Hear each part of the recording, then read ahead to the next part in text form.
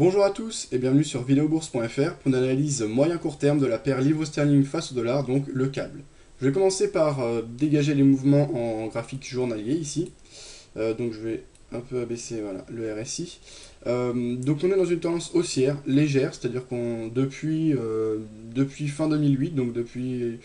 Bon, c'était pas tout à fait la fin, on va dire que les plus bas se sont marqués début 2009, donc là on arrivait à la fin de ce qu'on appelle la crise des subprimes, donc la fin des inquiétudes, puisque la crise des subprimes finalement elle avait éclaté en juillet, août 2008, peut-être même septembre, et ensuite le reste ça a été des excès, ça a été de la correction liée à cet événement et ça a été la mesure en gros de l'impact de ce qui s'était passé ces dernières années.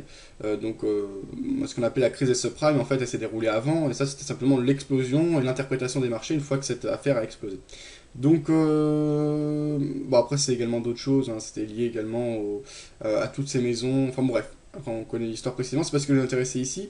Ce qu'on constate, c'est qu'on a des plus hauts de plus en plus hauts, avec un nouveau pic haussier qui s'est marqué en août 2009, et des plus bas de plus en plus hauts, avec un support et une résistance oblique relativement parallèles, donc assez intéressant et pertinent à étudier et à prendre en compte sur un graphique.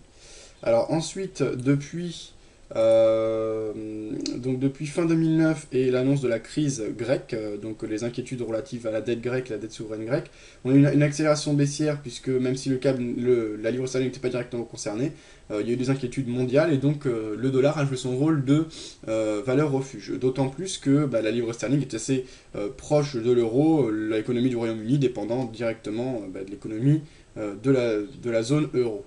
Donc le Royaume-Uni étant d'ailleurs dans l'Union Européenne, mais ne faisant pas partie de la zone euro. Donc concrètement, on a eu une accélération baissière assez saine, puisqu'on a eu une accélération baissière, correction, accélération baissière, correction, accélération baissière. Donc 5 phases, comme la théorie l'indique dans le cadre de l'étude des vagues d'Elliott. Ensuite, on a accéléré à la hausse, depuis les plus bas que l'on a marqués en début juillet, hein, donc assez récemment, avec les plus bas qui étaient à 1.4484. Pardon, j'ai n'importe quoi, en début mai, voilà, début mai, donc à 1.4484, et depuis on accélère de manière assez précise pour aller chercher des plus hauts récemment à 1.5949,5. Alors, il y a quelques jours, je vous proposais un point d'entrée intéressant sur le câble. Alors, je crois que c'était lors du franchissement à la hausse, donc c'était assez récent, de la trendline baissière que j'avais tracée ici. C'était peut-être moi je crois que j'étais même rentré un peu avant au franchissement de la moyenne exponentielle 100, il faudrait que je regarde le trade, d'ailleurs je vais l'avoir dans les historiques. J'ai fermé un peu tôt, par crainte, mais alors si je regarde GBP USD, voilà, c'était ici, donc j'étais rentré à 1.5459, donc j'étais rentré à voilà, assez récemment, hein, voilà, vraiment au 1.5459, donc vraiment au franchissement de la moyenne mobile exponentielle 100 qui est tracé en noir sur mon graphe. Donc j'avais même pas entendu le franchissement à la hausse de la trendline, mais j'avais indiqué au plus prudent de l'attendre. Ensuite ça s'est très bien passé, je suis sorti un peu rapidement puisque j'ai pris mon bénéfice à 1.57. 1.57 c'est juste au-dessus de la trendline, donc j'ai craint un éventuel rebond, un éventuel faux signal.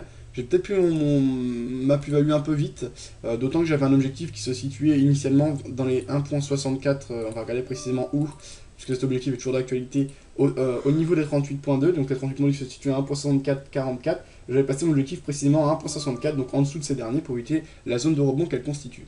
Alors on est très bien orienté actuellement, on a une grosse force acheteuse, on est sur 1, 2, 3, 4, 5, 6, 7, 8, 9 journées haussières d'affilée.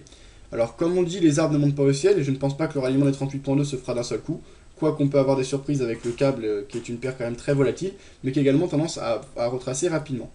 Alors si on regarde le RSI, ce que l'on constate c'est qu'on est pas mal acheté, mais on n'est pas non plus suracheté, donc il reste éventuellement du potentiel pour une poursuite du mouvement. Et une fois qu'on sera suracheté, on fera attention, parce qu'un éventuel rebond pourrait s'observer, comme on l'avait par exemple ici en début mars 2010. Vous voyez, on a une zone de survente, qui indique une zone de survente, et bien malgré qu'on soit en tendance clairement baissière, on a une phase de correction qui se dessine. Donc il faudra éviter ça, mais pour l'instant on n'a pas ce signal précis en journalier. Donc en journalier, le signal reste toujours haussier, c'est pas un point d'entrée idéal, les points d'entrée idéal auraient été sur le breakout, ou sur le breakout pour profiter de tout le mouvement. Désormais, je pense que ce qui peut être le plus intéressant, c'est d'attendre la correction pour prendre position à l'achat, donc dans le sens du mouvement, sur zone de rebond. Alors, Je vais passer en graphique 1 heure pour l'étude court terme, ça c'est l'étude moyen terme. À court terme, on est clairement dans une dynamique haussière, comme indiquent les supports et résistances obliques que j'ai tracés sur mon graphe. Les moyennes obliques exponentielles nous soulignent précisément cette tendance. On est assez loin de la résistance oblique haussière, donc je ne sais pas si on ira vraiment la chercher.